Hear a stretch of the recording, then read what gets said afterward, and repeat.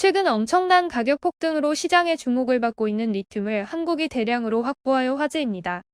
리튬은 왜 최근 엄청난 가격 폭등을 하였는지, 한국은 이 리튬을 어떻게 확보하고 있는지 지금부터 같이 알아가 보시죠. 잠깐, 구독은 하셨나요? 구독하시면 올해 한 해도 좋은 일이 가득하실 거예요. 이번 주제의 주인공인 리튬은 전기차 배터리 즉 2차 전지의 핵심 원료로 쓰입니다.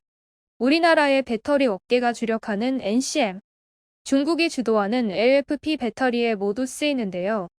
하얀 석유로 불리는 리튬은 배터리 생산 원가의 약 40%를 차지하는 양극재를 만드는데 필요한 핵심 광물인데요. 급증하는 전기차와 함께 리튬 수요도 크게 늘고 있지만 공급은 이를 받쳐주지 못해 리튬 값은 말 그대로 자고 일어나면 신고가를 기록할 정도입니다. 여기에 미국의 인플레이션 감축 법안도 한몫하였습니다. 인플레 감축법에 따르면 내년부터 미국에서 전기차 세액 공제 혜택을 받기 위해선 미국이나 미국과 자유무역 협정을 맺은 나라에서 생산한 핵심 광물을 일정 비율 이상 사용해야 하며 적용 비율도 2023년 40%로 시작해 2027년까지 80%로 단계적으로 오릅니다. 이런 미국 주도의 공급망 재편을 골자로 하는 인플레이션 감축 법안에 대응하여 중국 이외의 리튬 공급망을 찾으려는 수요도 점차 증가하면서 가격 상승을 부추기고 있는데요. 이는 실제 그래프로 보면 쉽게 알 수 있습니다. 16일 한국광해광업공단의 한국자원정보서비스에 따르면 국제 리튬 가격 지표로 활용되는 순도 99% 탄산 리튬 가격은 지난 13일 기준 kg당 514.5위안을 찍으며 신고가를 기록하였습니다. 그동안 리튬 가격은 관련 통계를 집계한 2012년부터 수년간 100위안을 기준으로 등락을 거듭하였고 150위안 아래에서만 움직여왔는데요.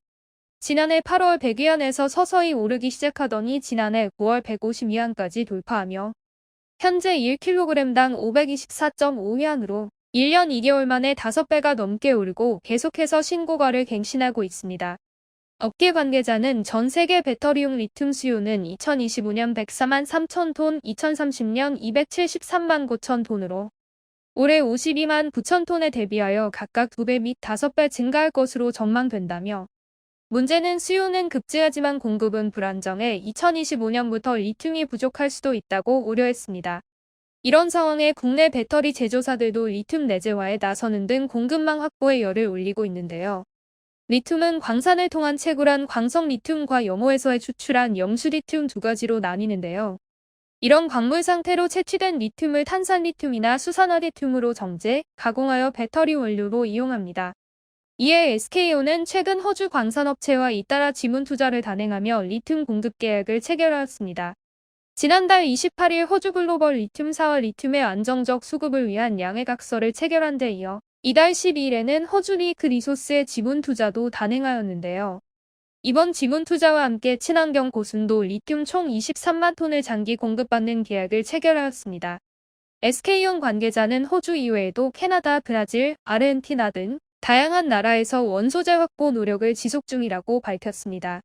LG에너지솔루션은 지난달 캐나다 광물업체 2곳과 수산화 리튬 공급 계약을 맺었는데요. 2025년부터 5년 동안은 아발론으로부터 5만 5천 톤을, 10년간은 스노우레이크에서 20만 톤을 공급받기로 하였습니다. 앞서 지난 6월에는 미국 리튬 광물업체 컴파스와도 2025년부터 7년간 컴파스 미네랄이 생산하는 탄산, 수산화 리튬 40%를 공급받는 업무 협약도 체결하였습니다.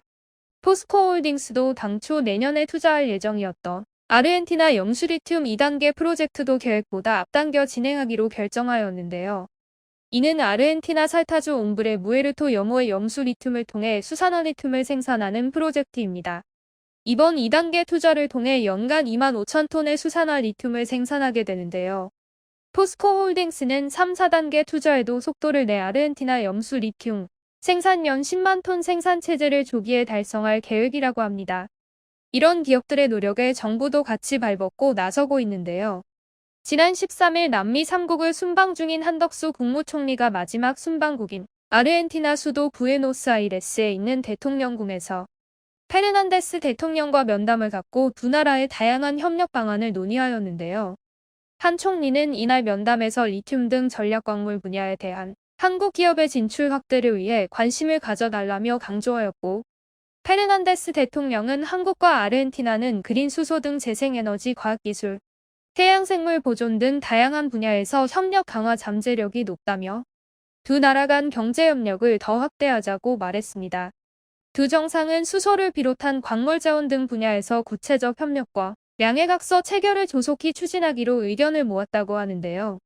아르헨티나는 전략광물인 리튬 매장량이 세계 3위, 생산량은 4위에 달하는 나라로 긴밀히 협력하여 앞으로 한국이 2차 전지 강국이 되는 데 큰 도움이 될 것이라 많은 전문가들이 예상하고 있습니다. 이런 기업들과 나라의 지원을 받아 2차 전지와 전기차 분야 세계 최고의 지위를 가져올 한국을 바라보며 마치겠습니다. 대한홍익이었습니다. 감사합니다.